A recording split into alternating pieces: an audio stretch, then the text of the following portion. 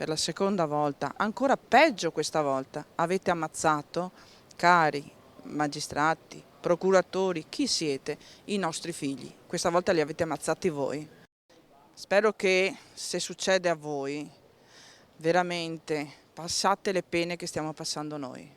A parlare è Romina, la mamma di uno dei 4 22enni di Musile di Piave morti nell'incidente di Jesolo nella notte tra il 13 e il 14 luglio 2019.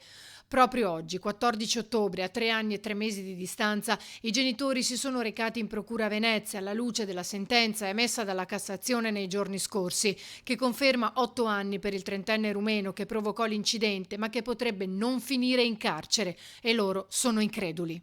Almeno ci dicessero la verità, il perché, il per come. Capisco la burocrazia, ma dopo 3 anni, cioè, che si passino la palla uno all'altro, cioè, mi sembra una cosa proprio impossibile. E ci fa male, ma molto male, perché magari un po' di giustizia, scusate, per questi ragazzi, insomma, che sono là, riposano in pace, ma non hanno pace, non avranno mai pace. E come non l'avremo mai noi. Capisco e comprendo quando una persona vuole farsi giustizia da sola. Bene, caro Stato, questa è una dimostrazione di quanto noi adesso non crediamo più a voi. Quindi se veramente volete dimostrare a chi vi viene a votare, a chi crede che si possa cambiare qualcosa, incominciatelo a farlo. La rabbia è tanta per dei genitori che non solo stanno sopravvivendo alla morte dei loro figli, ma si sentono anche beffati da chi invece dovrebbe proteggerli e alleviare il loro dolore dando giustizia. E sin dal primo giorno questa persona è andata bene.